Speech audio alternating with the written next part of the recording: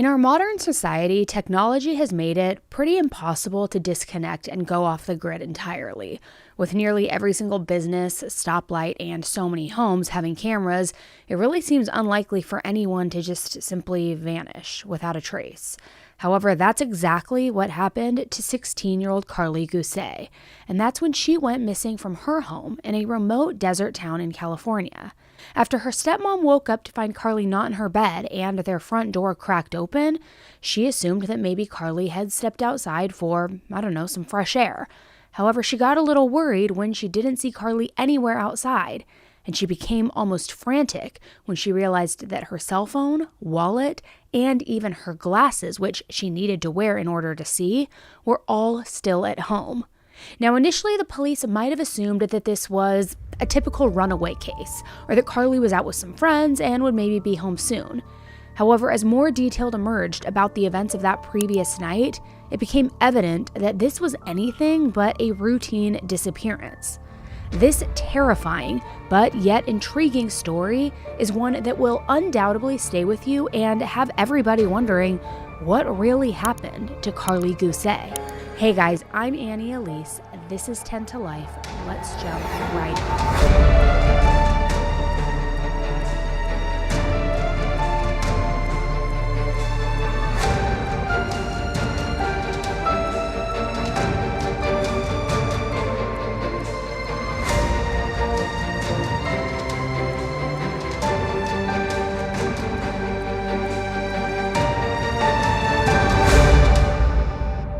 Chalfont Valley has a population of around 650 people, and it's located in Mono County, California, which is a very small community in the Owens Valley region, which is situated at the base of the Sierra Nevada mountain range. It's about 30 to 45 minutes away from several of the most renowned natural tourist destinations like Death Valley National Park, Mammoth Lakes, and the ancient Bristolstone Pine Forest, which is home to some of the oldest trees in the entire world. Chalfont is extremely remote, with the closest city of Bishop being around 15 miles and a 20-minute drive away. So as you can imagine, for teenagers in Chalfont, there isn't much to do unless you play some sort of sport at Bishop Union High School, or if you have a job maybe in the city. Now, as we often hear about, it's easy for teenagers to get in trouble for experimenting with drugs and alcohol simply out of boredom when they're living in a small town like this. And that was the case for Karlie Gusé, who in 2018 had actually been suspended from school for using marijuana on campus. However, besides that, Karlie was said to be a pretty good girl, a trustworthy kid who was just going through a little bit of a rocky period during her junior year. However, this seemingly innocent experimentation would ultimately damage more of Karlie's life than just her one semester at school. Now, to understand what led to Karlie being in this situation, we do need to go back to the beginning and really paint the entire picture of what's going on here. So in March of 1998, married couple Lindsay Fairley and Zachary Gusé had their very first child, a boy that they named Kane Gusé. 4 years later, they had a second child, a daughter that they named Karlie Lane Gusé. Karlie was born on May 13th, 2002. The family lived in Bishop, California, but unfortunately, the Gusés were a far from perfect, happy family. According to Lindsay, Zach would often drink after work, and his personality would turn angry and aggressive. He would allegedly break things in their home, and once even put his head through the drywall of their bathroom. Lindsay said that at some points in their relationship, her and Zach's arguments also turned physical. Now, even though this is Lindsay's account, she admitted to sometimes also being the aggressor as well, including physically. They both realized that their marriage was becoming pretty toxic, and for their children and for their own personal well-being, they needed to get a divorce. Now, Karlie was still only a toddler at the time, but her and Kane, who was now old enough to understand a little bit of what was going on, were said to have adjusted to their parents' separation pretty well, relatively speaking. It was probably more peaceful, and even though Lindsay was granted full custody of their children, they still saw their dad as they all continued to live in Bishop. In 2006, Zach met a woman named Melissa Phillips, and the two of them started dating, and within 3 years, Melissa and Zach had 2 sons together, Cole and Cody. Just a few months after Cody was born, the couple got married, and this was in 2009. Both Kane and Karlie were said to really love Melissa, and they were excited to also have 2 baby brothers. So it seemed like there was going to be a great, happy, blended family, because their mom, Lindsay, also went on to have another son named Branson as well. So when Karlie was around 5 years old, her mother, Lindsay, ended up moving to Ridgecrest, California, which was a little over a 2-hour drive away from Bishop. It was decided that Kane and Karlie would live with Zach and Melissa, and ultimately they would become the primary parents. Now, Karlie's mother, Lindsay, has said that during this time she did a lot of moving around and, in her words, was promiscuous, and she only saw the kids sporadically. However, when she was able to see them, it seemed like she became the fun parent who would take Kane and Karlie to things like drag races and even destruction derbies, while Karlie's father, Zach, and his new wife, Melissa, were doing the day-to-day parenting. So as a blended family, Zach, Melissa, and the 4 kids would do all sorts of outdoor activities together, like camping, dirt biking, hunting, shooting guns, and they would of course go on vacations together. They seemed like a really close-knit unit, and Karlie was a typical happy girl. She loved nature, drawing, swimming. She loved animals and dogs. And even though Karlie was a cheerleader, she was also a bit of a tomboy, and she loved doing all of these outdoorsy things with her older brother Kane, who was just like her best friend in the world. Going into Kane's teenage years, with him being older than all of the other kids, there started to be a little bit of a tension in the household due to some of his behaviors. You see, like a lot of teenagers, he began experimenting with marijuana, and he actually became pretty heavily into this kind of pothead lifestyle at around 16 years old. His mother, Lindsay, would later say that there were times where Kane would actually call her and allege that he and his dad, Zach, had gotten into physical altercations during some arguments that they had had. Now, at the time, Zach may not have known what to do to get control of his son and keep him out of trouble, and at one point, Kane had even considered emancipating himself. So having this kind of tumultuous relationship and having 3 other young, impressionable children in the house, I can imagine that it was probably pretty stressful for everyone. However, never an excuse for physical altercations. However, after Kane graduated high school and grew up a little bit, things started to smooth out between him and his parents. Even after he moved out, though, he and Karlie remained extremely close. In 2018, Karlie's mom, Lindsay, moved about 2.5 hours away to Yerington, Nevada. Now, at that point, Karlie was starting her junior year at Bishop Union High School. And since she had already been living with her dad and Melissa anyway, she stayed in California with them. That summer, her dad, Zach, and Melissa moved the family to this very small and remote community called Chalfant Valley. Like I mentioned, Chalfant Valley is very, very small, and it is also what is referred to as an unincorporated community, which means it doesn't have its own local government like a city or a town usually does. This means that services such as law enforcement, public works, and local government offices are provided by the county, rather than by a separate local government specifically for Chalfant. And you can see from these pictures just how remote the community actually is. It's literally surrounded by nothing but mountains, desert, and a little bit of farmland. There's only one business in the entire valley besides construction and contracting companies, and this business is called Flo's Diner, and it's basically what it sounds like. It's a 50s-style gas station, diner, and convenience store, and it actually looks really cool, and apparently people travel from far away for their food, for their antique car shows, and apparently some live music that they have. However, if anyone in Chalfant wants to go somewhere other than Flo's Diner or wants a better deal on gas, they actually will have to go at least 10 miles to find anything else. It's very, very remote. So the family's new home in Chalfant was located in a subdivision called White Mountain Estates, which has been described as a new development with really upscale manufactured homes. Most of the children in Chalfant, especially the teenagers, chose to go to school in Bishop, which is where Karlie would continue to go to high school. Now, at school, Karlie was said to be very popular and also very well liked. She apparently had this very witty sense of humor that just drawed people in. She was a little bit quirky and shy at first, but once you really got to know her, she was said to be one of the most loving, positive, and just kind of easygoing people to be around. She made good grades and had several close friends. And right after she turned 16, she started working part-time as well. She got hired at the title company where her stepmother Melissa was an escrow assistant, and she was going to be taking over for another part-time employee who was leaving to go out on maternity leave. Karlie also had a boyfriend of 6 months, and his name was Donald Arrowwood. But their connection actually went much deeper because they had actually known each other since their preschool days. Now, even though they were young and it was young love, they were in high school, everyone who knew them said that you could tell that they truly did love each other. However, her mom, Lindsay, said that at one point their relationship was going through a little bit of a rough patch, so she had suggested that Karlie tell Donald that they should take a break. Lindsay said that Karlie was completely shocked that she would even suggest such a thing, and apparently she got very distraught just thinking about possibly not being with him, even for a temporary break. And I do think that most of us can remember the days of talking on the phone for hours to a crush or a best friend, that initial butterfly feeling you would get, because back in the day when landlines were a thing, we would just pace around our room with the phone cord stretched as far as it possibly could go, talking for hours on end.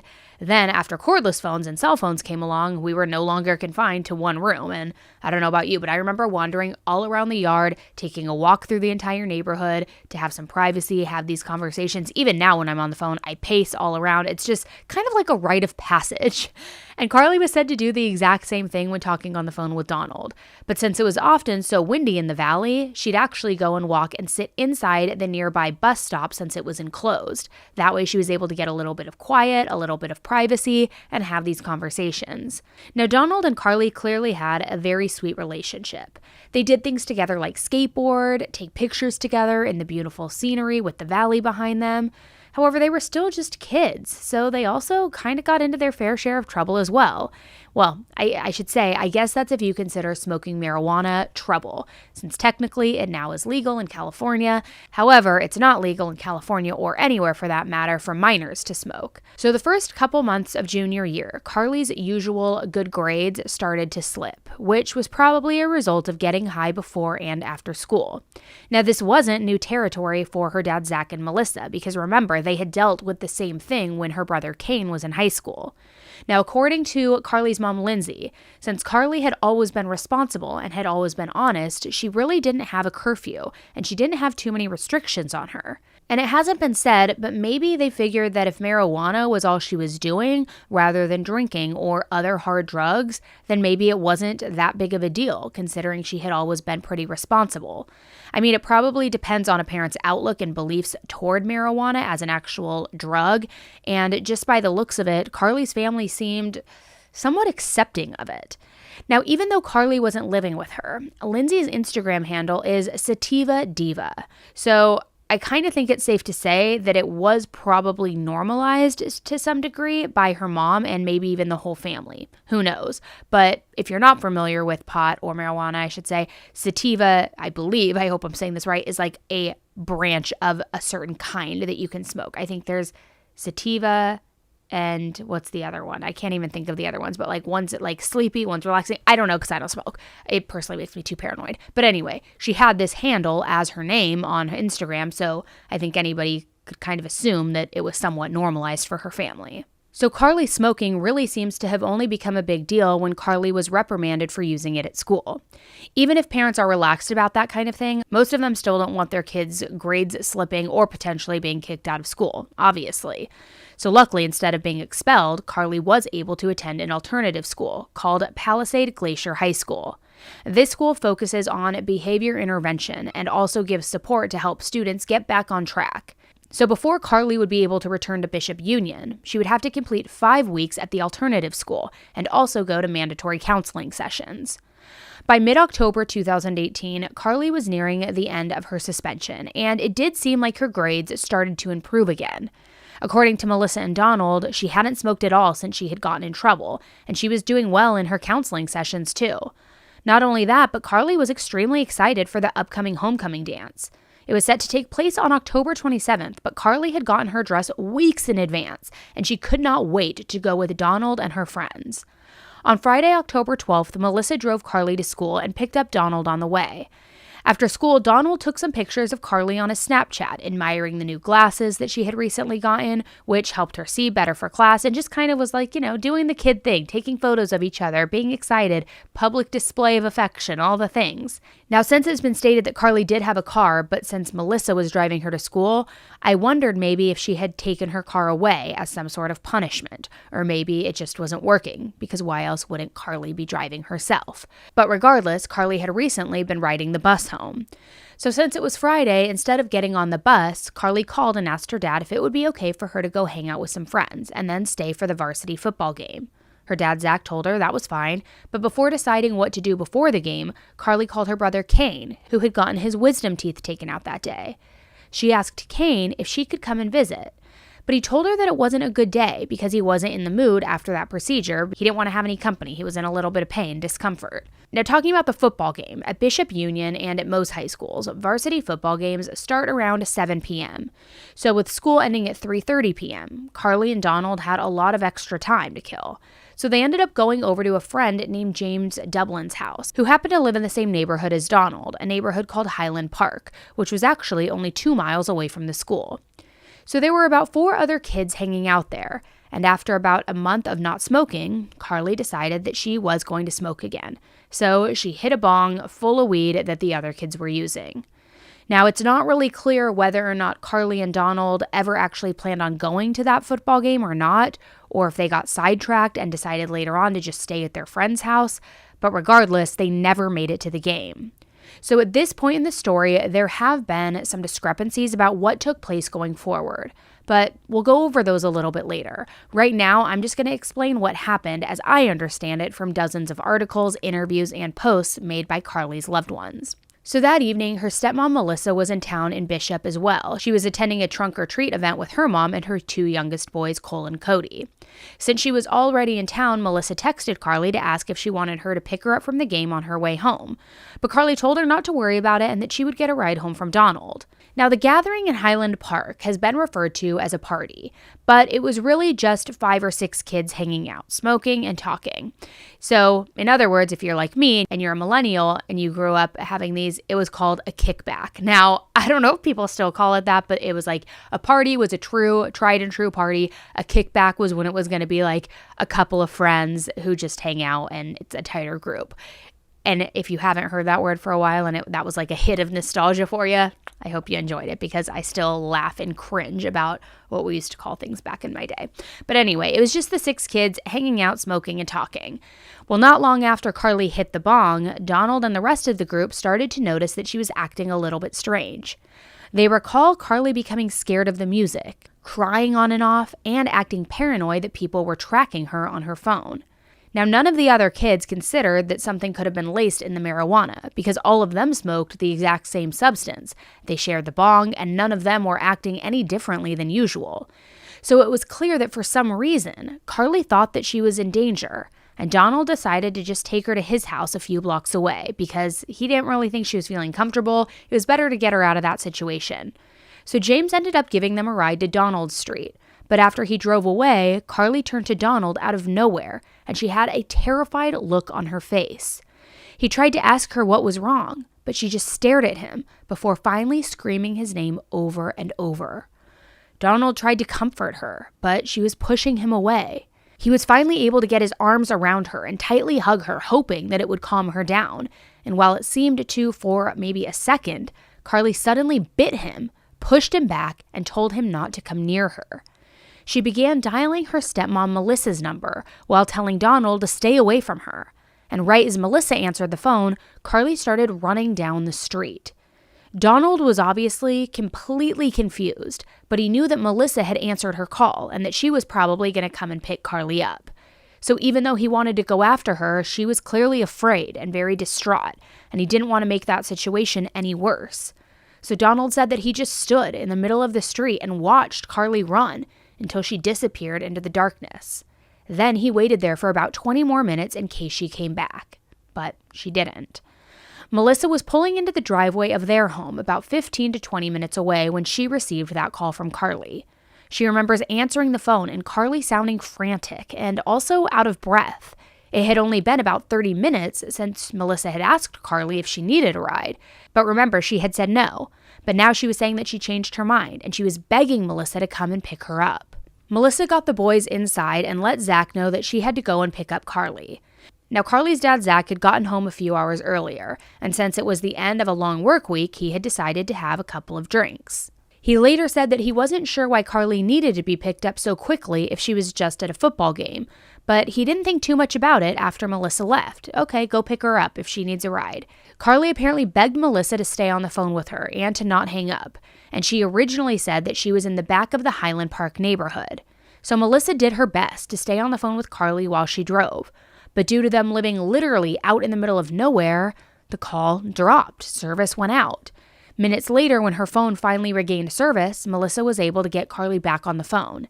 However, instead of being in the Highlands, Karlie now told Melissa that she was running down Dixon, which was a road about a mile away from the neighborhood. She wasn't able to pinpoint exactly where she was on Dixon, but as Melissa drove over a small bridge, she saw a light bobbing up and down in the distance, and it was Karlie running down the road with her phone flashlight on. So Karlie got in the back seat of the car, and according to Melissa, she was acting completely erratic. She was pale as a ghost, and her pupils were just super dilated. Karlie reportedly was hopping from seat to seat, looking out the windows, and Melissa later said it took her nearly 15 minutes to calm her down enough so that they could actually even drive home. When Melissa was able to ask Karlie what was wrong, she told the truth about not going to the football game.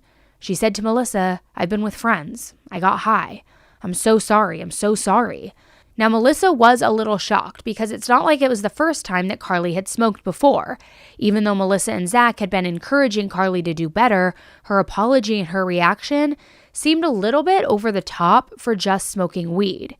So on the drive home, Karlie allegedly repeated that she was scared, and she was worried that the car or Melissa driving too fast would kill her. Melissa and Karlie got back to the house at around 9 p.m.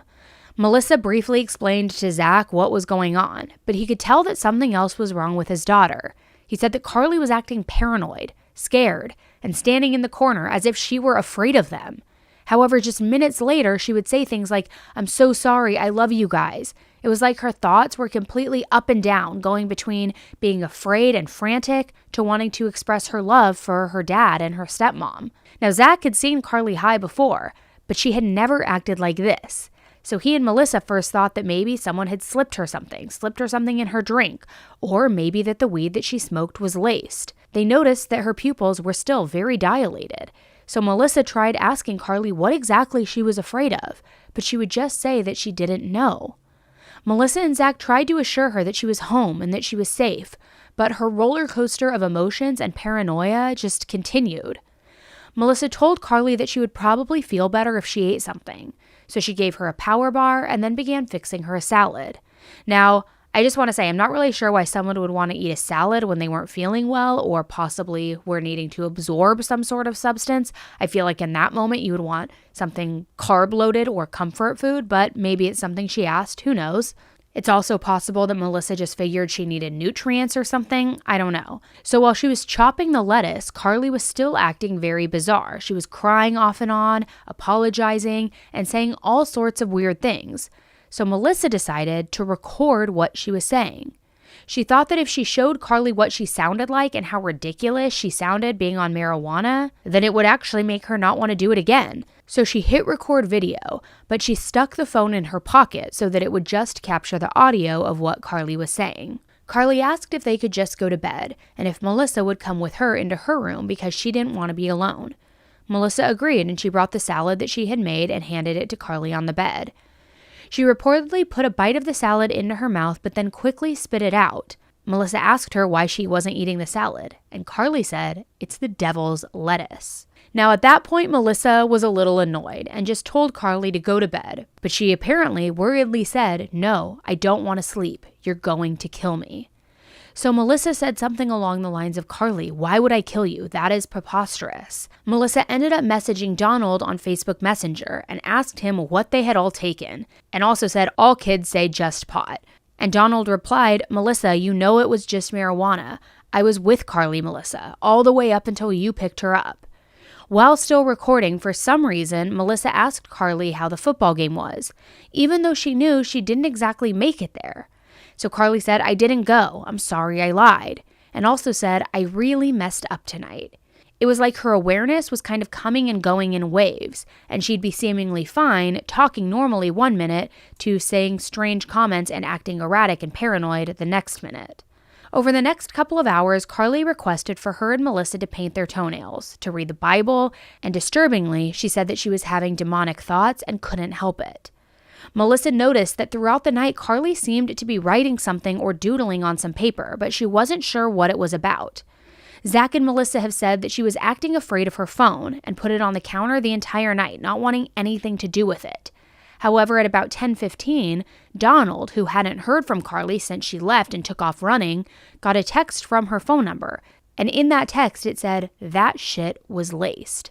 Now, some have speculated that it was possibly Melissa who sent that text message, just to see if Donald would reply confirming that it was laced, or say that someone else had gotten sick too. But according to Donald, it was just weed, and he was with her the whole night and smoked the same thing, and nobody else had gotten sick. So as Melissa got ready for bed, Karlie stood by her side as she brushed her teeth and washed her face, and clearly was still afraid to be alone.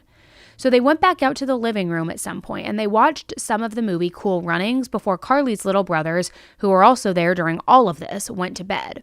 Soon after, Zach went to bed in he and Melissa's room, and Melissa and Karlie went to go lay in her bed. Melissa said that they talked for a while holding hands, and during another recording, Karlie could be heard asking if she was going to make it through the night. She also asked if Melissa was going to call 911. Melissa said, "No, why would I call 911? And Karlie clarified, "If something happens, will you call 911? To which Melissa replied, "Of course." So Karlie got in bed wearing a cream-colored t-shirt and underwear, and Melissa has said that she watched Karlie trying to sleep, but that her eyelids were shut, but it was like her eyes were still underneath her eyelids moving all around, like she just couldn't rest. So Donald had tried to ask Melissa if Karlie was okay, and at 1:27 a.m., she texted him and said, "Please pray." Now, for some reason, Melissa texted him again at 2:12 a.m., saying only Donald, possibly maybe to ask him a question, but he had since fallen asleep. At some point, Melissa dozed off, but Zach would later say that around 3:30 a.m., he went in to check on them, and Karlie was laying with her eyes completely wide open. Now, it's not clear if he said anything to her or not, but Melissa too stated that once she woke up, Karlie was just laying there with her eyes open. At 5:16 a.m., Melissa got a text from Donald asking if Karlie was okay, to which she replied, "No, not really." Melissa would later say that the last time that she talked to Karlie before falling back asleep was around 5:45 a.m., and then when she woke up again between 7:15 and 7:30 a.m., Karlie was gone. Now again, during this time, there are several discrepancies, which I will talk about later. But according to Melissa, she called Karlie's name and then got up and started looking around the house. That's when she noticed that the front door was cracked open. So she went to tell Zach that Karlie wasn't in her bed. Now remember, Karlie's glasses were still on the nightstand and her cell phone was still on the counter. When Zach and Melissa stepped outside, it was 40 degrees. They saw a single footprint on the ground that to them resembled shoes that Karlie wears, so they knew they needed to go and look for Karlie, so they both got into their separate cars. At some point, Zach also decided to bring binoculars with him because he knew if he stood on higher ground, he could look down over the entire valley to see if Karlie was walking somewhere. On a map, the White Mountain Estates neighborhood looks like a very tiny dot surrounded by endless desert and mountain terrain in all directions. It seemed pretty unlikely for Karlie to have just headed out into the desert, so they decided to go and see if maybe she had possibly gone for a walk. However, typically if Karlie was going to take a walk, she would usually take her dog with her, and definitely her cell phone, both of which were still at home. Zach thought back to a time when Karlie had taken her dog for a walk and ended up calling and asking him to pick her up because she had walked too far. So he honestly thought that either he or Melissa would find her just walking around, and they were even more hopeful after talking to a neighbor who actually claimed to have seen her. When driving through the neighborhood, Melissa saw a neighbor standing outside down the street, so she pulled over to ask if he had seen her daughter walking in the neighborhood. That neighbor, whose name is Richard Eddy, told her that he actually had seen a tall, slender girl with long hair walking down the street. He said he was sitting in his hot tub, which faced the road, and drinking coffee when he saw her around 6:30 a.m. He told Melissa that he believed that this girl was wearing a white t-shirt and gray sweatpants. He later told police that she was also carrying a piece of paper and appeared to be looking up at the stars, which caused Melissa to believe that Karlie was possibly still inebriated at that point, tripping out, seeing things. So Melissa texted Donald to see if Karlie was with him, but he replied, "No, she's supposed to be with you." They contacted her older brother Kane as well, and all of her friends, everybody that they could think of, but nobody had heard from Karlie. And since her phone had a passcode, they couldn't open it to see if she had called or texted anyone. At 8:28 a.m., Melissa texted Donald to say, "I think it was more than weed. She is acting like she is on meth." So this text message led Donald to believe that they had found her because she said that she was acting, not acted. But when he asked if that meant that she was with Karlie, Melissa reportedly got upset. Melissa and Zach drove around for 2 hours, and Melissa reportedly went over desert rocks and small boulders in her Toyota Corolla trying to find Karlie. After 2 hours, they realized that something was seriously wrong and they needed help. So at around 9:30, Zach decided to call Karlie's mother, Lindsay, to let her know what was going on. Now, in a very unfortunate choice of words, when she answered the phone, Zach said, "Lindsay, Karlie's gone." So of course, Lindsay's first thought was, "Gone? What do you mean gone?" And she honestly thought he meant that Karlie was dead. However, Zach briefly explained what was really going on, what the situation was, and Lindsay said that she would be on her way. Soon after this, they called to report Karlie is missing. Melissa, how old is your daughter? 16. What's her name? Karlie. How long has she been missing? I last saw her at 5:30 this morning, and then a neighbor saw her walking down the street at 6:30. Do you know what she was last wearing? Skinny jeans and sweater. Do you think she ran away or something? No. Now, immediately after calling 911, the Mono County Sheriff's Office sent a deputy out to the Gusé home. From the initial details, it seemed like this was a typical runaway case. That was up until Melissa told the officer about what happened the night before. She and Zach ended up talking to the officer about Karlie using marijuana and also about how she was acting in that audio that Melissa had recorded of her behavior. She also said that the neighbor, Richard Eddy, had claimed to have seen her at 6:30 a.m., so the officer went down to his house to speak with him about what he saw. Richard repeated that he saw this woman in a white t-shirt and gray sweatpants, which is what he had told Melissa earlier that morning as well. So it was a little strange that when she called 911, she told the operator that Karlie was in skinny jeans and a sweater. Now, with no sight of Karlie in the neighborhood or anywhere visible to the naked eye, later that afternoon, a large-scale ground search was initiated. Like I explained earlier, since Chalfont is an unincorporated community, anyone who was available from all of the county's police departments headed out to aid in the search. When Lindsay arrived, she was reportedly so upset and beside herself, so much so that she became physically ill and sick to her stomach, and was having almost a freeze response. Luckily, in a nearby town, a helicopter was set to perform some kind of demonstration, but instead it got rerouted to the Chalfont area to help aid in the search. So everyone was feeling the pressure of time, because not only were there coyotes and mountain lions in the area, but the nights in October were known to get really cold, and Karlie was said to have only been in a t-shirt. When Melissa let Donald know that Karlie was really missing, he and his friends went out on either four-wheelers or dirt bikes to start searching for her, see if they could find her. So the officers took this as a perfect opportunity to question them about what went down at that little get-together, at that party, and to gauge whether or not Karlie could have been slipped something or if the marijuana had been laced. They spoke to the rest of the friends at this party kickback thing and found out that none of them had gotten sick. But they seized the bong that was used so that they could test it for any other type of substances.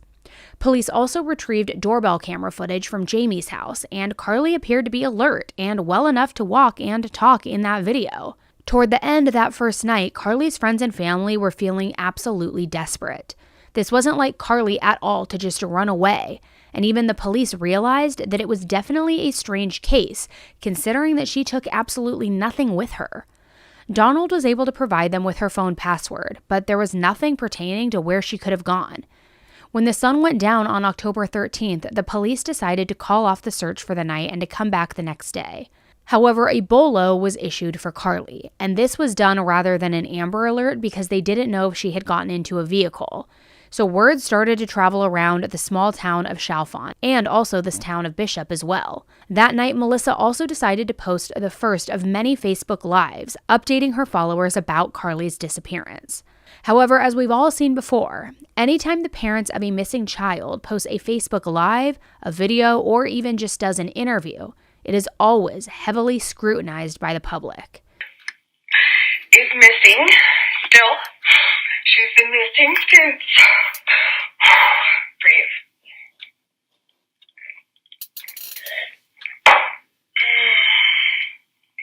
She's been missing since 6:30 a.m. The last time that I spoke to her was 5:30. She didn't take her cell phone. We're coming up on 10 hours.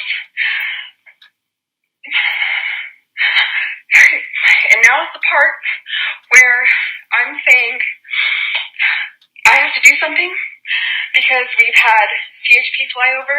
We've had the Inyo and Mono County sheriffs flying over. Or Bishop PD or CHP flying over. They had their copter day. Thank you to CHP. Love you. And we are going to potentially have the helicopter did the search over a very large area, Chalfont, all the way around us, all the way down to like Laws, and they're amazing. And several Mono County sheriffs, and I see all your faces popping up, and it makes me want to cry. I love you guys. And I'm putting this out there because it's going on 10 hours that she's been missing, and I want to put this on blast because I don't think she's out in the desert. I think that she could have been abducted or taken because we do live by a highway and it happens, and I'm being real. So many people's first instinct when a child goes missing is to become suspicious of the parents, especially if there is a step-parent involved. We saw a very, very similar situation in the Kyron Horman case, and right away people started reading into Melissa's body language, into her emotions, and really trying to find holes and inconsistencies in her story. And don't get me wrong, there are plenty that we will discuss, but at the same time, the way certain people immediately start picking parents apart before there is any real information is pretty insensitive sometimes. So during this first live, again, even though the neighbor stated he saw Karlie in a white shirt and gray sweatpants, Melissa told people that she was wearing jeans and an unspecified t-shirt. She is 5'7". Hold on. Let's do this good. Wait, there she is. She's 5'7", about 115 pounds. She has blue eyes and the cutest little nose and a great smile. And her hair goes all the way down past her, like, to her belly, let's say, mid-waist. And this was last year's picture. Shows you she's a little bit different, but not much. She's still, like, adorably cute. She doesn't wear makeup and everything. She left in her jeans and a t-shirt. So the next day, not only did Mono County and other surrounding law enforcement agencies come out to assist in the search, but the FBI became involved as well, which I just want to say I think it's really amazing when police departments realize quickly that they could benefit from the FBI's assistance rather than waiting to try to do it themselves before asking for help and having that kind of like underlying competition. So the FBI joined in this case pretty much from the jump. The second day of searching, another helicopter and drones and even horses were brought in to search a 10-mile radius around the Gusé's home. Karlie's parents were asked to provide a pair of her shoes and socks, something that the tracker dogs could learn her scent from. So it was then that Melissa realized that a pair of Karlie's white Vans were missing, so she was able to conclude that Karlie must have left wearing them. That same day, a second witness came forward, named Kenneth Dutton. He too lived in the White Mountain Estates, and he said that around 7 to 7:15, he saw Karlie wearing a white t-shirt and gray sweatpants, holding a piece of paper and walking toward Highway 6 just down the road from their neighborhood. The next day, on October 15th, it was released that a woodworker was driving down Highway 6 and also saw a woman with long hair wearing a white shirt and gray sweatpants. This woman was standing near the intersection of the road to Karlie's neighborhood called White Mountain Estate Road and Highway 6. She was standing behind a barbed wire fence. The man said that this was around 7:30 a.m. So the dogs who were tasked with tracking Karlie's scent also alerted to the bus stop enclosure near her house and that very corner where she was supposedly seen by the woodworker. Now granted, Karlie did spend a lot of time at that bus stop talking on the phone, so that doesn't necessarily mean that she had been there recently or had gotten on a bus or anything like that. However, being spotted and having a scent near Highway 6 caused the investigators a lot of concern. Highway 6 basically serves as Chalfont's connection to the rest of civilization. It not only leads to Bishop, but it is also a part of one of the largest transcontinental highways in the United States, called US 6. US 6 is over 3,200 miles long, and it stretches from California all the way to Massachusetts. It passes through 14 states, connecting various cities and towns along its route.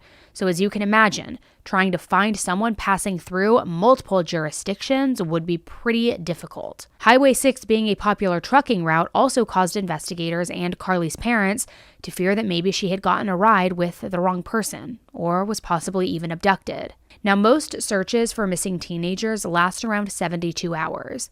But Karlie's disappearance was given a week of exhausting every search and rescue resource and even searching at night using heat sensing technology. When law enforcement called off the official search, they decided to move toward more of an investigative role rather than a boots-on-the-ground search and rescue or recovery type mission. However, volunteers stepped in to continue looking for any small sign that Karlie could have maybe just wandered off. If Karlie is watching this tonight, what do you want to say to her?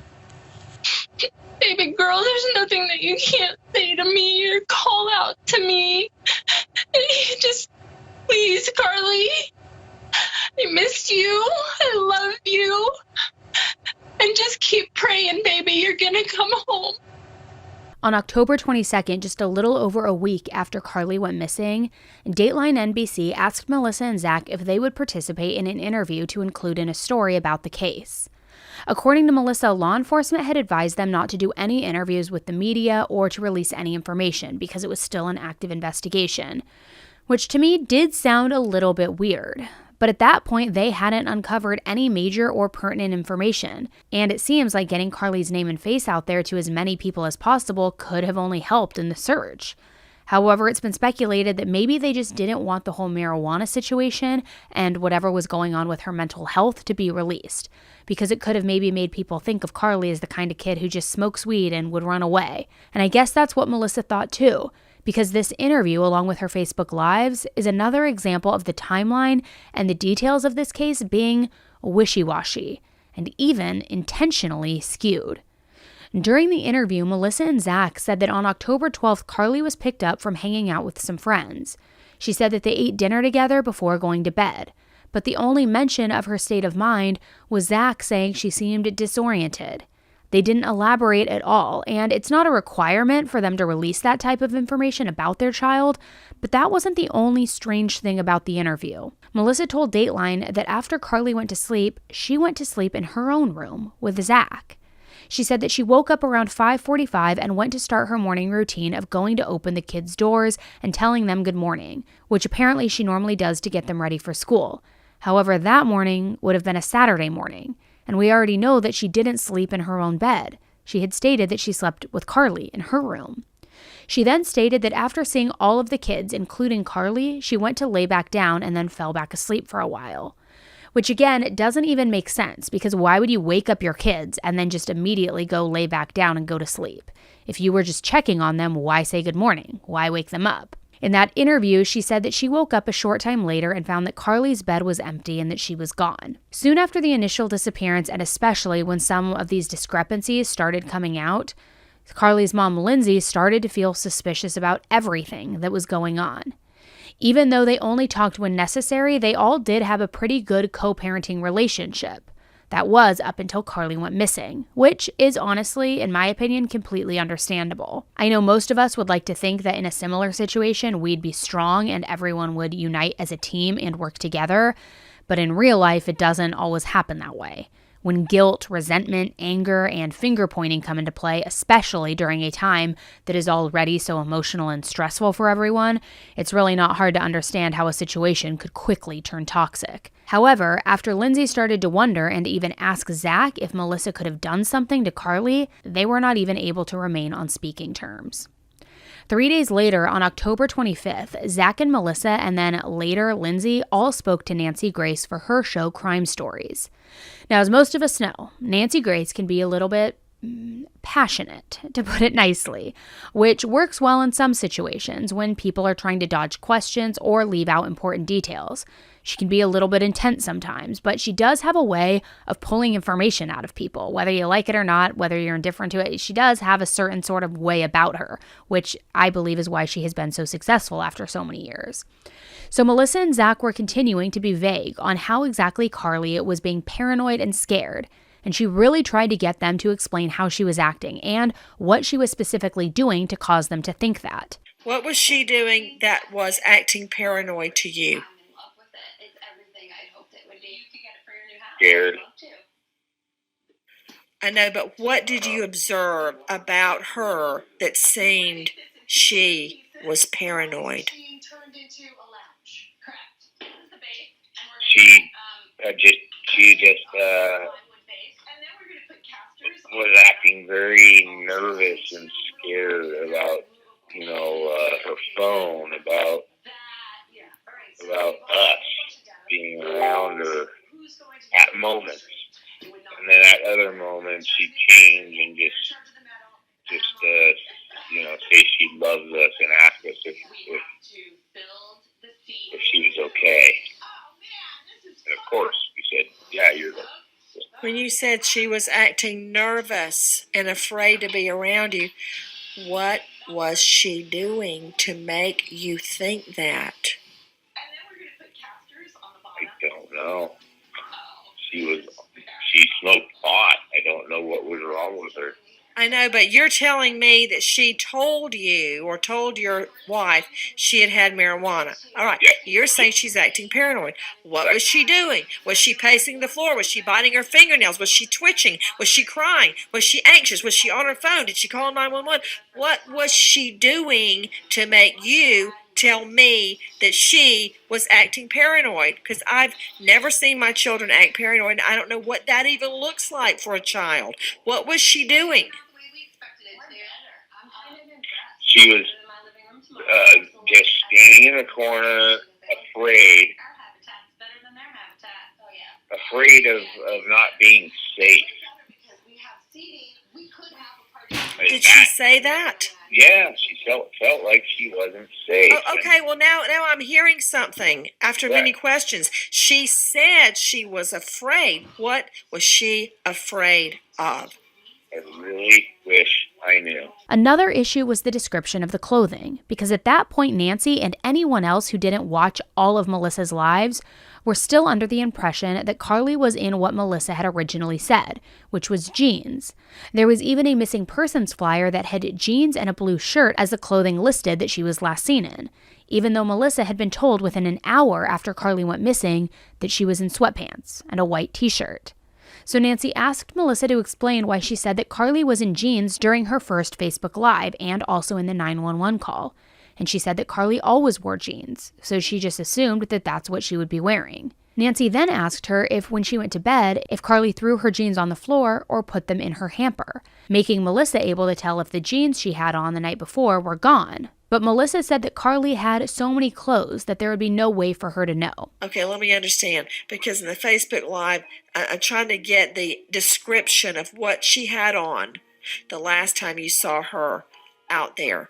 So in the Facebook... The last time I saw her in our home, she only had a t-shirt and her undergarment. Okay, then that Facebook Live that she blasted out saying look for her in the skinny jeans... What are we supposed to do with that? Yeah. That's not right. I was in a panic, and she's not one of to go out of the house in sweatpants or anything but skinny jeans. Okay, all right. And that T-shirt that she was in bed with, wearing at 5:45, is not in the home. That tells me she's still in the T-shirt. Yeah, I could not find that in her laundry or anywhere. Okay, got it. Now, what about her skinny jeans? Are they missing? I wouldn't even be able to say yes or no because she has so many clothes. She has like 20 pairs of skinny jeans and 50 different shirts. She has a lot of clothes. Okay. Regarding the skinny jeans, were they black or blue? The ones that she had worn the night before were light blue. Light blue. Are those missing, the ones she wore the night before? Are they in the dirty clothes? Where are they? I'm trying to figure out what was she wearing when she disappeared. I don't know. Because the two confirmed neighbors said that she had a white shirt and gray sweatpants. Okay, are the gray sweatpants missing? I don't know. Okay. She has so many clothes, I can't even. Usually, parents are like falling over, trying to give you all the facts that they possibly can. Okay. I felt like I was pulling teeth. I felt like it was a little bit of a confrontation, trying to get facts out of the stepmother and the dad. Which to me does kind of seem a little bit weird. Like, I know maybe with the 911 call she was just rushing to report her as missing. But with the Facebook Live, she would have had longer to think about it and to look in her room for the jeans that she wore the night before, to have the information from the neighbors. So to me, it just seems like unless she had clothes literally everywhere, all over the floor in her room, then it would have been easy to see if the jeans she had on that night were gone. Even though it sounds like a very small detail, a person's outfit that they were last seen in is actually really important. If someone sees a person walking around in pajama pants, but the parents said they were seen in jeans, then someone who sees that person could automatically assume, oh, that's not them. It's not at all what they described her to be wearing. Or if there was a missing hiker, for example, and they were said to be wearing red shorts, a white shirt, and a black backpack. If someone's spotted down on a mountain or a trail that has blue shorts or blue pants and a pink backpack, they probably wouldn't even think twice that that could be the missing person. It's very critical to get it accurate with what somebody is wearing, at all possible when possible. So little details like this can really affect potential sightings. When Lindsay got on to speak with Nancy, she had a lot to say and a lot of issues with not just Melissa and Zach, but also how law enforcement handled the case from the beginning. See, according to her, when she finally got to the house, the police hadn't even gone inside yet to check if Karlie was even inside, or if there was any disturbance or a sign of a struggle.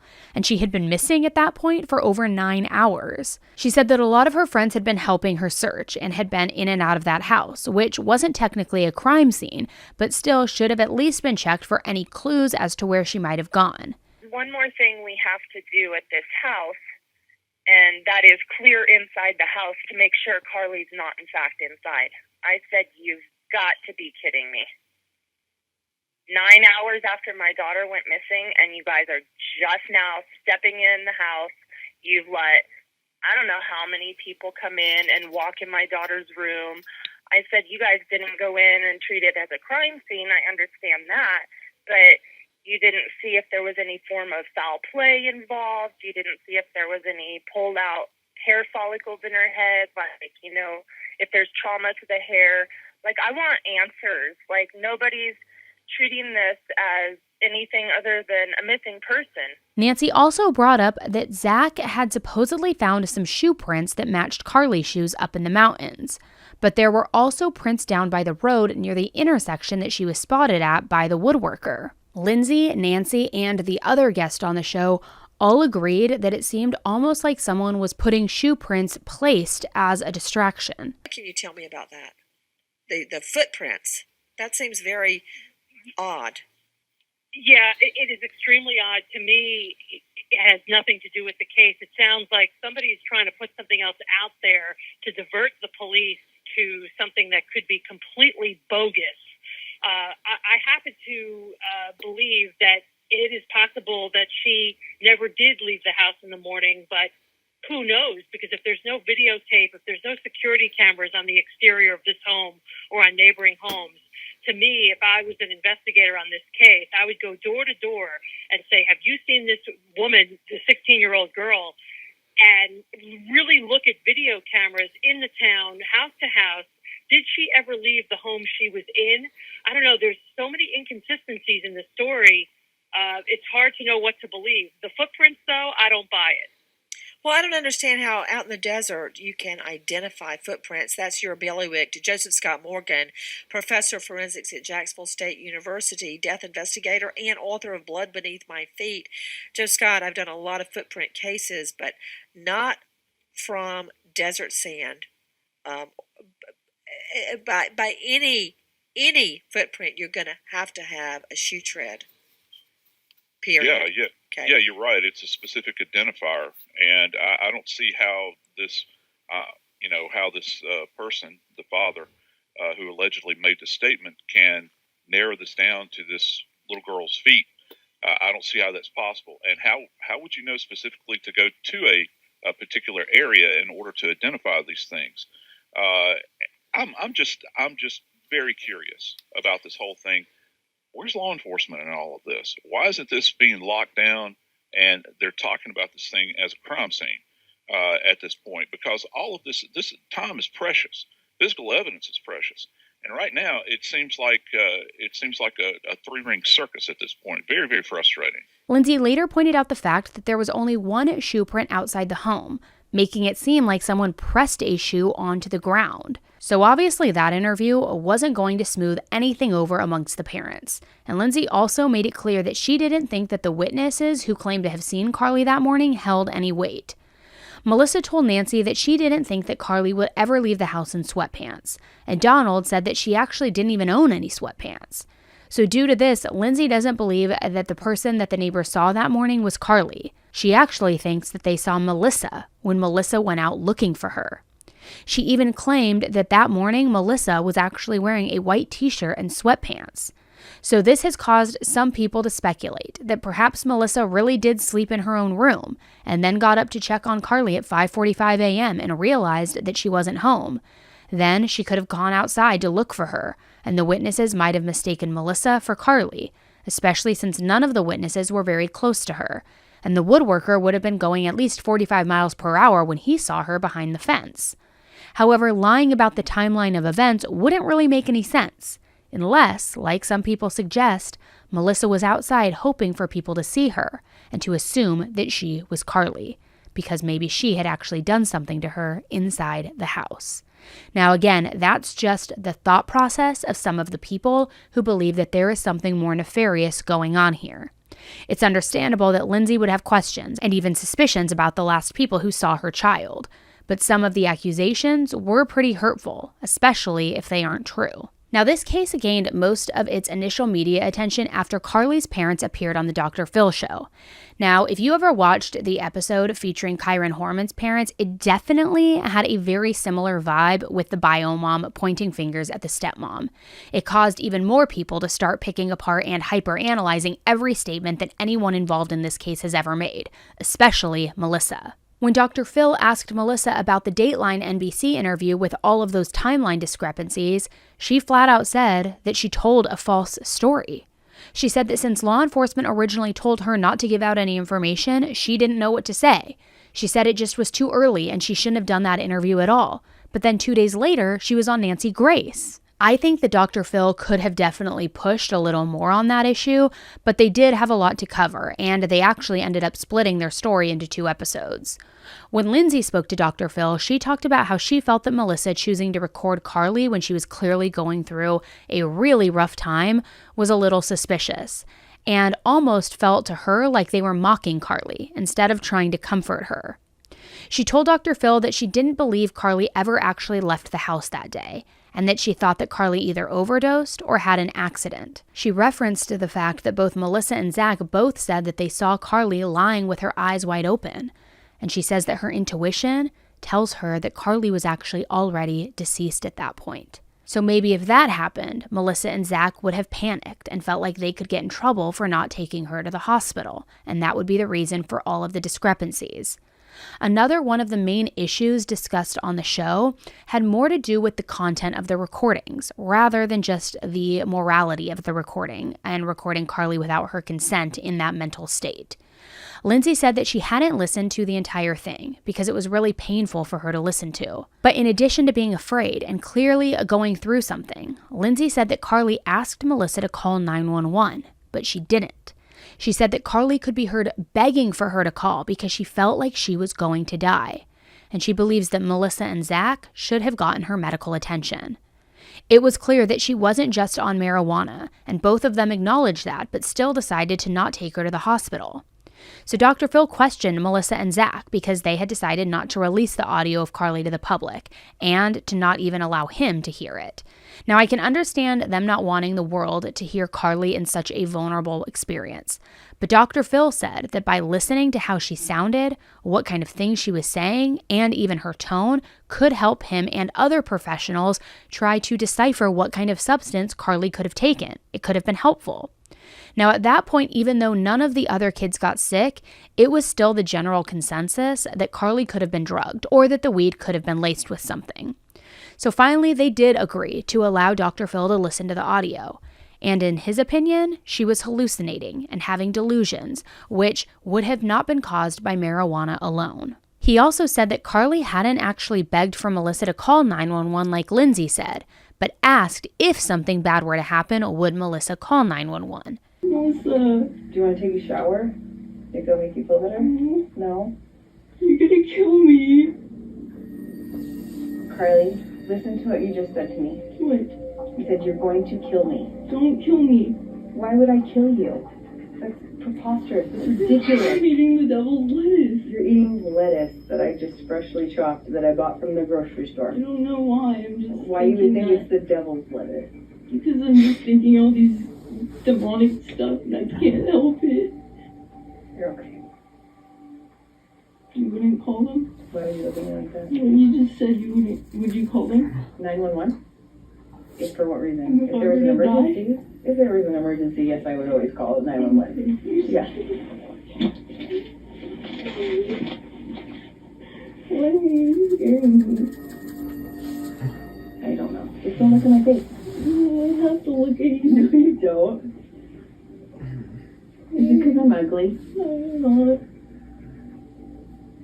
You're beautiful. You're not ugly.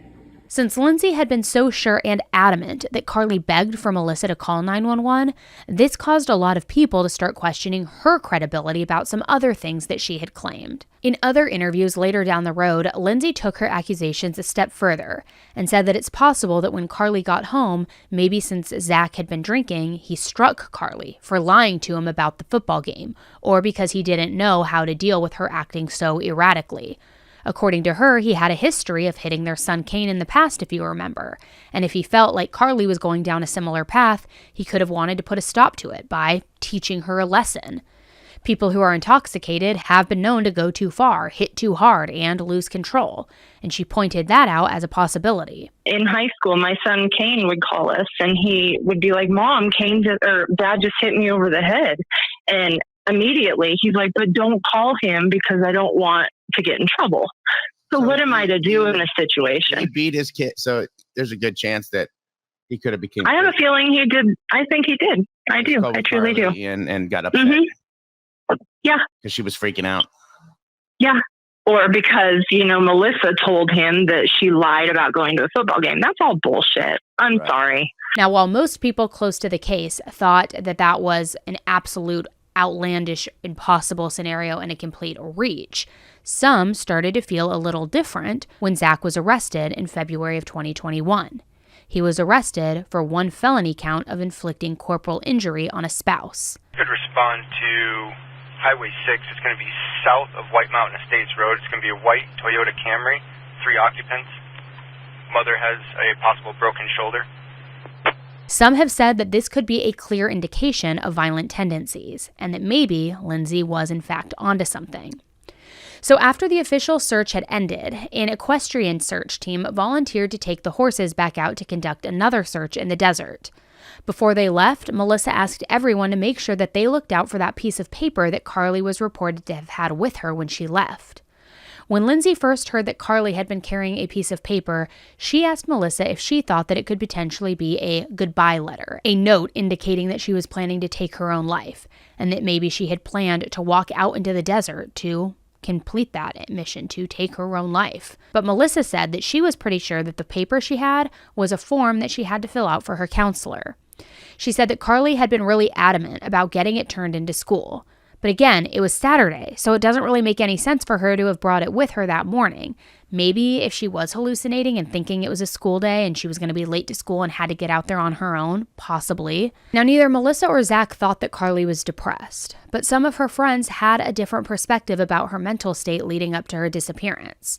A few of her closest girlfriends told investigators that since Karlie and Donald had started dating, she started smoking way more frequently and did seem to be showing some signs of depression. They attributed this mostly to the smoking of marijuana and not really on Donald himself. And they said that they had noticed some signs of paranoia as well, with Karlie thinking that people were tracking her. Even though Karlie didn't see her mom all the time, they did still talk frequently on the phone. And according to Lindsay, she had been seeming a little depressed ever since they made that move out of Chalfont. She said Karlie would tell her that she didn't like living out in the middle of nowhere, that she was bored all the time, and that all of her friends were in Bishop and they were hanging out without her. Now, that doesn't necessarily mean that she had full-blown clinical depression. But when investigators searched through her internet history, they did find that Karlie had Googled a hotline for taking your own life, and she had Googled this a few weeks before she went missing. Lindsay also said in an interview that Karlie had told her that her dad, Zach, had been put on antidepressants because he told the kids that he couldn't do life anymore. There were also clear substance abuse issues in the family as well. Not only that, but 1 month after Zach was arrested for his domestic dispute charge, Karlie's older brother Kane was arrested on March 4th, 2021. He was arrested for felony assault with a firearm after he pointed a gun at the other residents of his home and then at himself. You would hope that he could have gotten the help that he needed after that. But 2 months later, in May of 2021, the police were called to Melissa and Zach's house for another domestic dispute. This time, Kane and his girlfriend came over to his parents' house, and there ended up being a disagreement that led to Kane stabbing himself and then holding a knife to his throat, again threatening to take his own life. Melissa reportedly took Kane's girlfriend home since the situation was getting dangerous, and then a physical altercation ensued as Zach tried to stop Kane from hurting himself. Gusé versus Zachary, he stated that the son, 22-year-old Kane Gusé, got into a physical altercation with him. He stabbed himself and is possibly bleeding. He then stated that he's holding a knife against his throat and he will kill himself if the PD units or SO units show up. The wife currently drove the son, Kane Gusé's girlfriend, to her house and is not at the residence.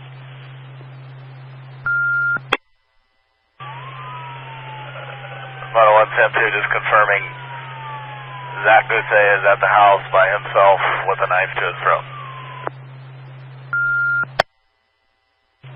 Sam 2 negative. Zach Gusé was trying to stop his son Kane Gusé from killing himself. Zach Gusé is currently at the residence, and Kane Gusé has now left the residence. According to Zach Gusé, Kane was the aggressor in the situation. So you can see that the years after Karlie's disappearance were not easy. And Kane even posted on Facebook, "The last thing I said to her was after she asked if she could come hang out at mine and my girlfriend's house. I was on my way to get my wisdom teeth pulled and I didn't want to have anyone over. It's the biggest regret of my life."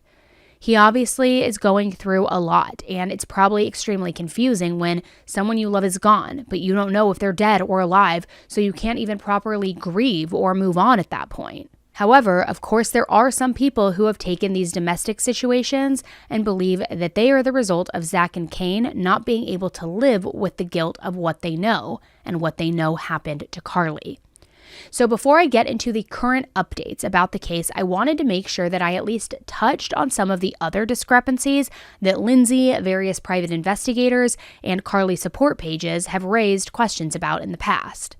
So in the camp of people who absolutely believe that Zach and Melissa had something to do with what happened to Karlie, it's not so much any one single inconsistency, but the accumulation of different versions of the story, and not being able to keep the details straight between each other.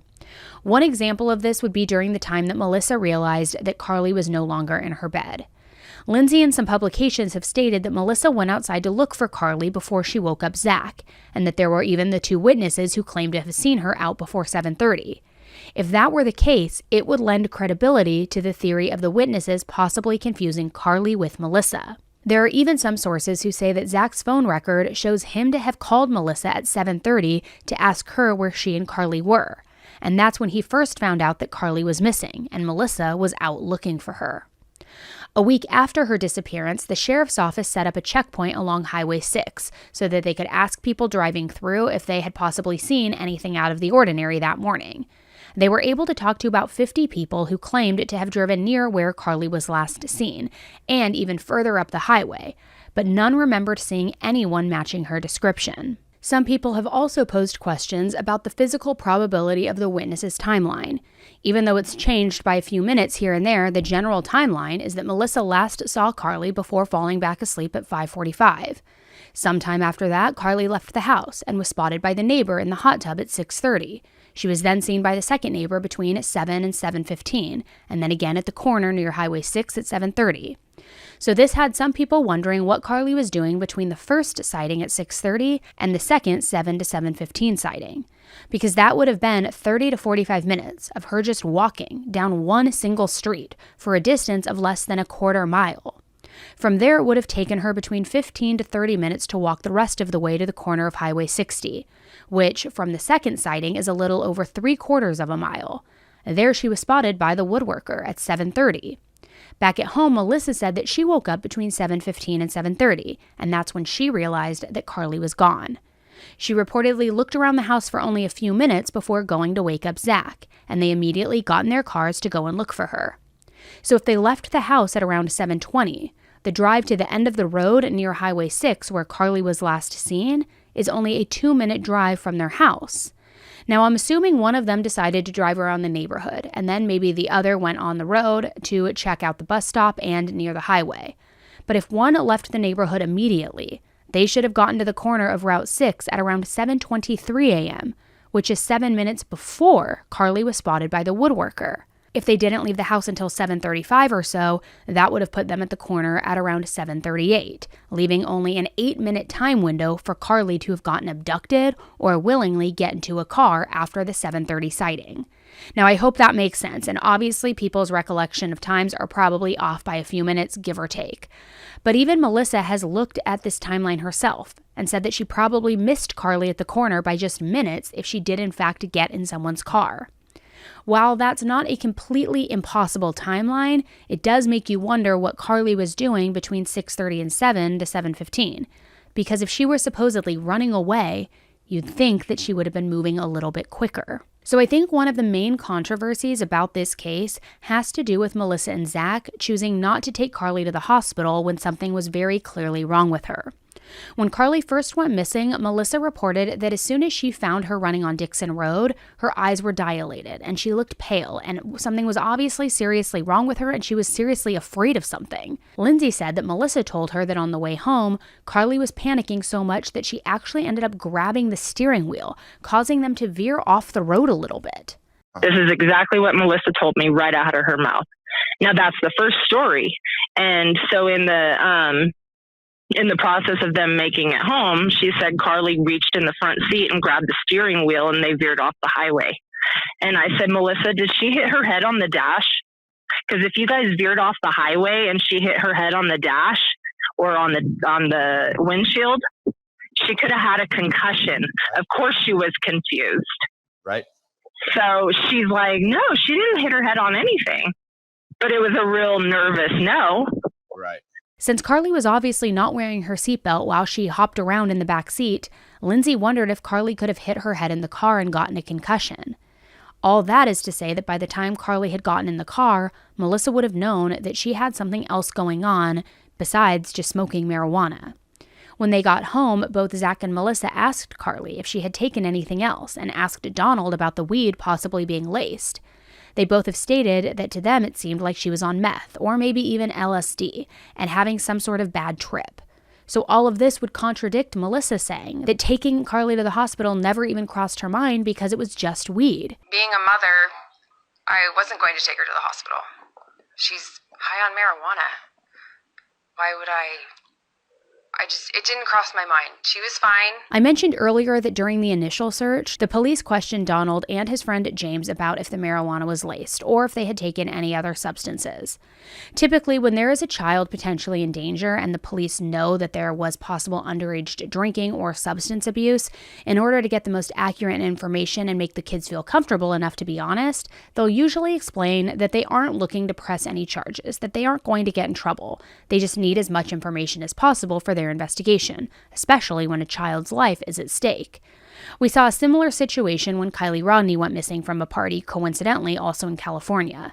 In order to get accurate information quickly, they assured all of the kids who attended the party that they wouldn't be pursuing any charges for drinking or drug use that may or may not have taken place.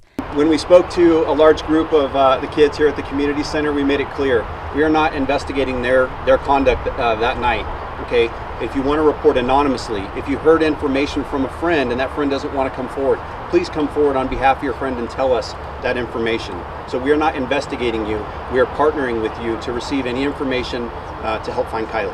However, according to Lindsay, the investigators on Karlie's case took a different approach. She said that they threatened the kids at the party with charges if they didn't hand over the bong that was used, which caused James to give it to them and let them look around without a warrant. They were threatening the kids at the party that if they didn't go in and get the bong, if something that Karlie had smoked was laced or anything like that, or if they found Karlie dead, that they would be held responsible for it. So rather than doing a proper agency search warrant, they threatened the kids and made them go in and get the bong that Karlie smoked out of and bring it out to them. Wow. So during that time, those kids could have done anything with it. Right. They weren't with them because they didn't have the proper warrant. Now to Karlie. So they're threatening them. Plus, a year later, after James had turned 18, he was arrested for providing marijuana to a minor, but later pleaded guilty to contributing to the delinquency of a minor in relation to Karlie's disappearance. So far, that has been the only person publicly confirmed to have been arrested with anything in connection to Karlie. While it was Lindsay and many other people's opinion that Karlie overdosed on something, others pointed out that if she were to OD, it would have probably been closer to the time that she was with her friends, not hours later.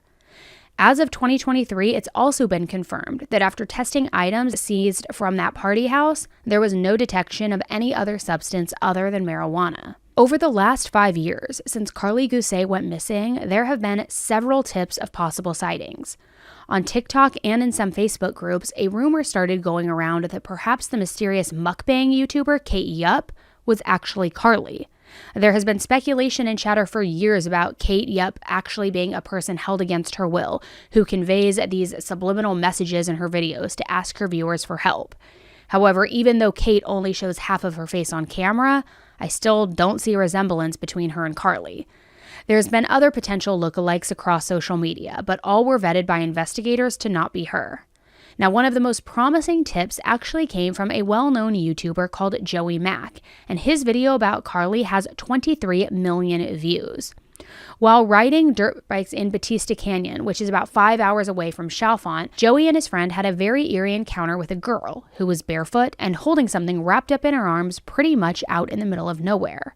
The girl actually started running toward them, so they took off because there was supposedly a prison or a jail nearby, and they thought that she could have been an escaped inmate. However, Joey ended up talking to his girlfriend about what happened, and she decided to look up to see if there were any missing girls in the area, because according to Joey, she was dressed too nicely to be a bum, and she obviously wasn't a hiker or anything like that. So when they got back from dirt biking, his girlfriend showed him a picture of Karlie's missing flyer, and they honestly thought that the girl they saw looked just like her. They ended up calling to report the sighting to the police, and the first call that he made was to the Mono County Sheriff's Office, which is listed on Karlie's flyers. But the disturbing thing is, Joey said that they acted like they didn't even really care about the tip, and pretty much just brushed it off. So he decided to go ahead and call the sheriff's office of the county that they were in, and they were actually much more helpful, and they actually came out to the area that night to look for the teen. Sadly, the sighting wasn't of Karlie, but another teenage girl who had run away with her boyfriend. While some people have said that Joey's video brought a lot of attention to Karlie's case, Others have pointed out that his title saying "Found Missing Teen in the Mountains" and having a photo of Karlie in the thumbnail might cause people to see that and think that Karlie has actually been found. And in fact, while researching this case, I even saw several comments of people saying things like, "I heard she was found by a YouTuber on a dirt bike." So even though that could possibly be an issue, Joey's video did also highlight a pretty concerning situation of the Mono Sheriff's Office not taking tips seriously. This video was 4 years ago too, pretty close to when Karlie first went missing. If they were willing to blow off a tip of a girl who looks like Karlie, clearly out of a place in the wilderness only 4 hours away from home, it makes you wonder what other tips maybe they've gotten but haven't looked into. So if the marijuana that Karlie smoked was not laced, and if she had signs of possible depression and paranoia even before her disappearance, what could have made her so afraid that night that she ran away from her home, never to be seen again? The theory that I find most plausible is that Karlie was experiencing psychosis induced by marijuana. It's been proven that heavy or prolonged marijuana use, especially in individuals under 25 years old whose brains are still developing, may increase the risk for psychosis and hallucinations.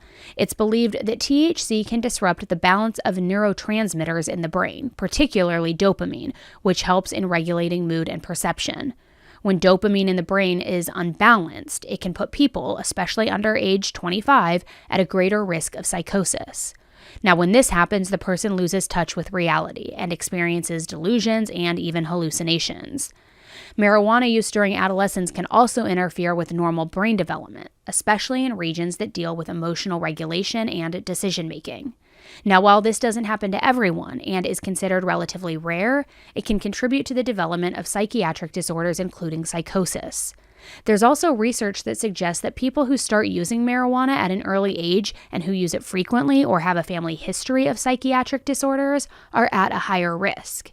Even though Karlie supposedly hadn't smoked for a month prior to that night, it's been said that marijuana-induced psychosis can still occur even after someone quits. Some people have reported lingering symptoms, and others have even developed a long-lasting psychotic disorder. We know that Karlie's family has a family history of substance abuse and mental health issues, and the people closest to her have stated that when she started dating Donald, she was smoking much more frequently, even at school.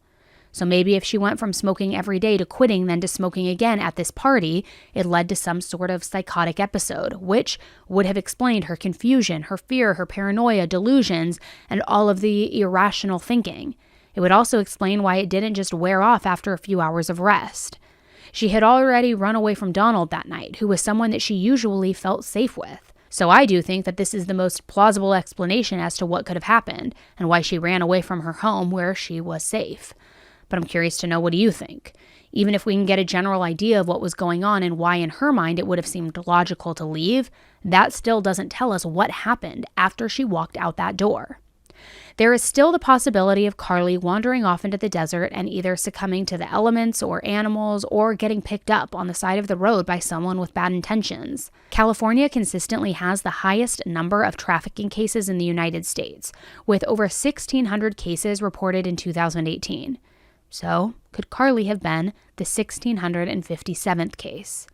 Even though that scenario would be absolutely horrible, it could at least mean that she is still alive and might be rescued someday. Karlie, I love you so much with all of my heart.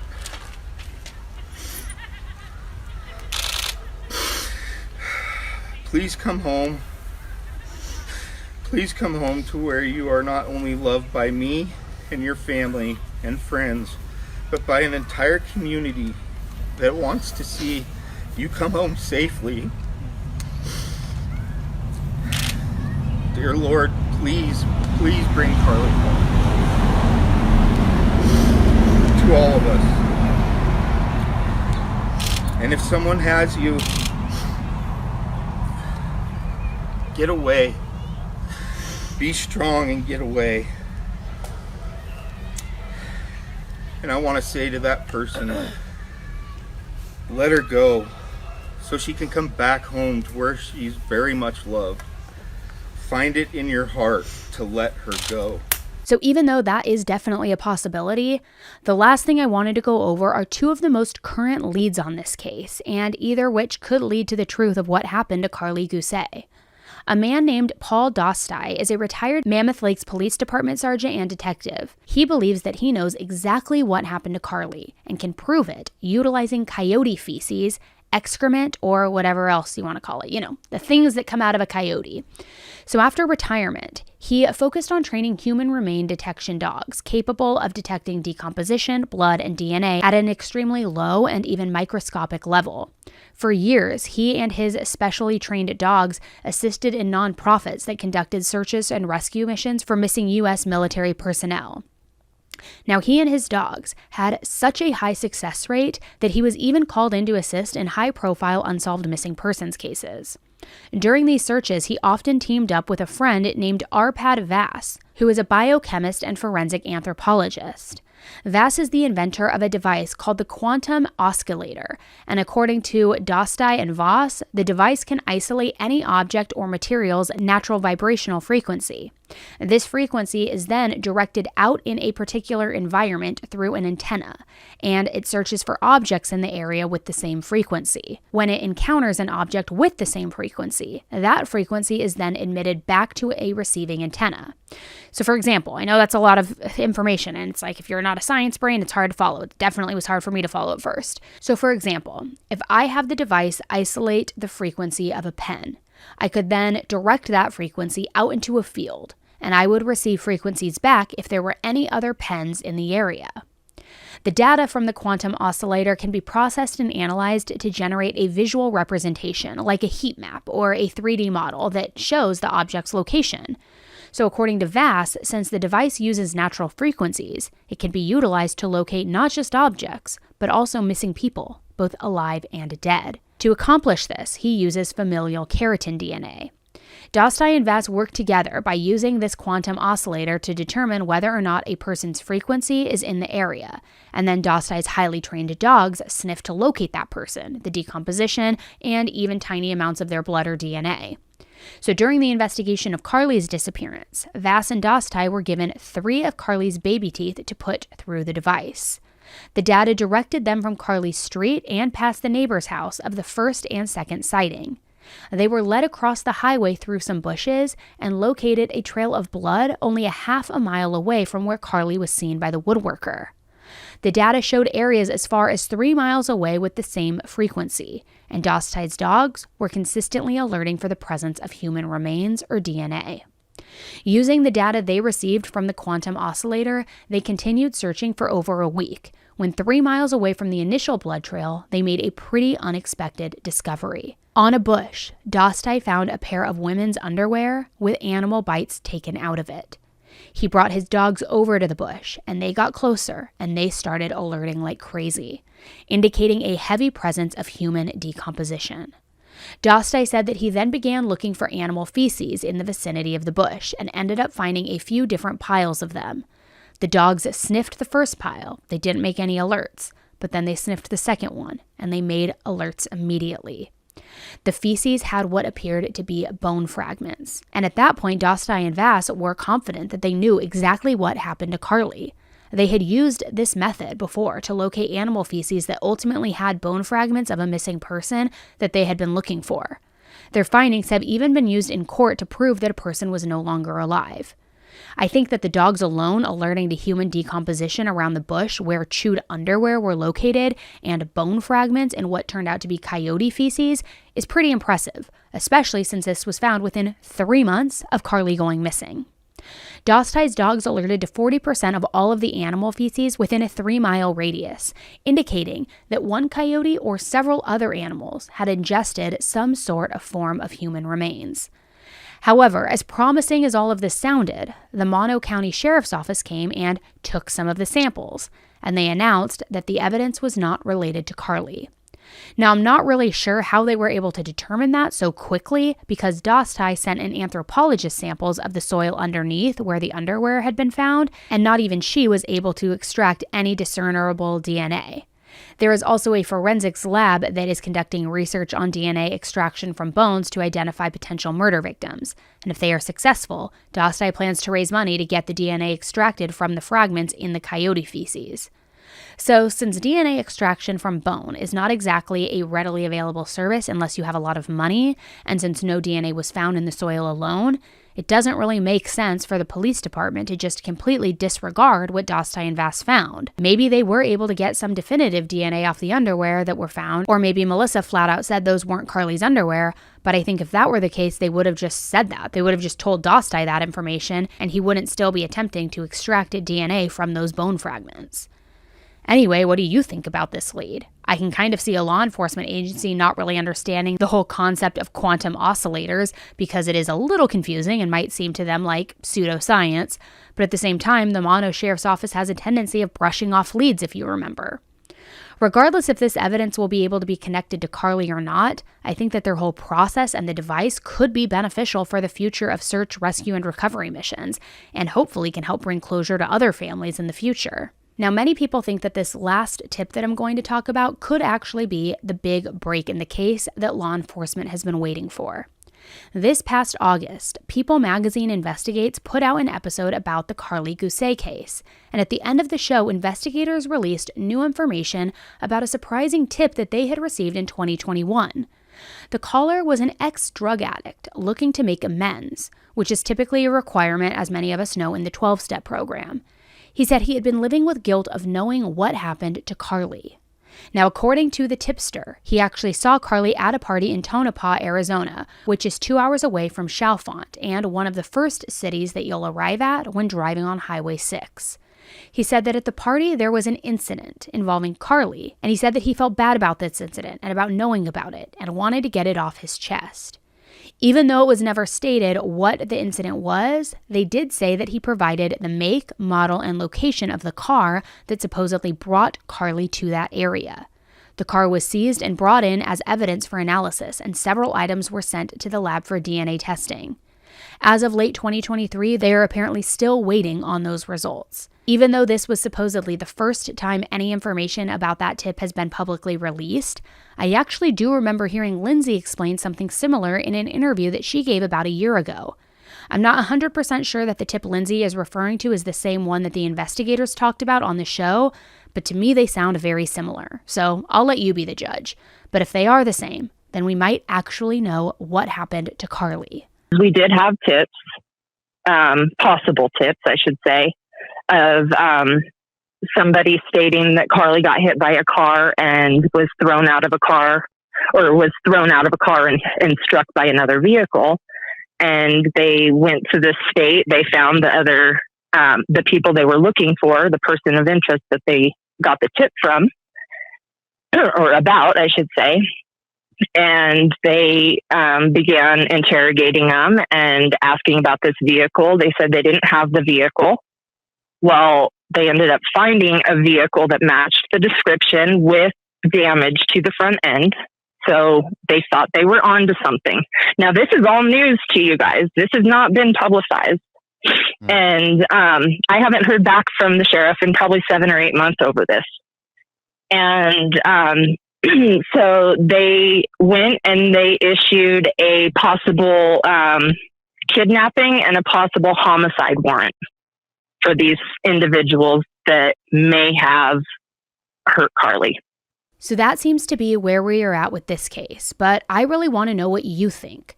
The wicked stepmother angle is literally a tale as old as time, and even though there are inconsistencies in the details that Melissa gave in the beginning, I think much of that can be explained by new information coming in quickly and her being incredibly stressed out. I can completely understand Lindsay's point of view as well, but I think that most likely Karlie was having a mental health crisis and then was either attacked by an animal in the desert or was maybe picked up by someone who wouldn't let her leave. Maybe the tip from that other city and that party is correct. Or maybe she's alive somewhere. Some people have even considered that the piece of paper she was carrying was a list of phone numbers or addresses so that she could leave her phone behind while willingly running away. But just based on what everyone has said about Karlie, I can't see her doing that. And her parents have said that she has thousands of dollars that have been untouched in her bank account. Which, surely if she ran away, she'd take at least a little money with her, right? I'm sure everyone can agree that Melissa and Zach should have taken Karlie to the hospital that night. And they've said that they wish that they did. Regardless, I hope that Lindsay, Zach, Melissa, and the rest of their family and friends get some answers soon so that they aren't living just in this constant state of unknowing and unrest. As for Zach, he is reportedly 2 years sober after his arrest in 2021. And Karlie's brother Kane seems to be doing really well with his girlfriend too, and with a baby on the way. For years, Donald made heart-wrenching Facebook posts, and it seemed like he was really struggling and maybe felt like, without knowing what had happened to Karlie, he could never move forward or love again. But as of 2023, it does seem like he's been able to find some happiness, even though it's obvious that he will always love Karlie as well. So please let me know what you think happened in this case, and if anyone does have any information on the whereabouts or what happened to Karlie Gusé, please come forward. The more you share this video too, the more likely somebody is to see it and maybe spark a memory, a sighting, or something. Because if that new tip is true, other people would have had to have seen her. But if something else happened, there is someone somewhere who knows and could help. You can call the Mono County Sheriff's tip line at 760-932-5678 or email karliegusetips@monosheriff.org. You can also contact the Sacramento FBI office at 916-746-7000 or submit an anonymous tip on fbi.gov/tips. If Karlie is watching this tonight, what do you want to say to her? Baby girl, there's nothing that you can't say to me or call out to me. Just, please, Karlie. I missed you. I love you. And just keep praying, baby. You're gonna come home. Karlie, I love you so much with all of my heart.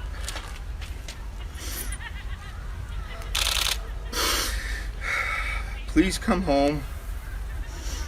Please come home to where you are not only loved by me and your family and friends, but by an entire community that wants to see you come home safely.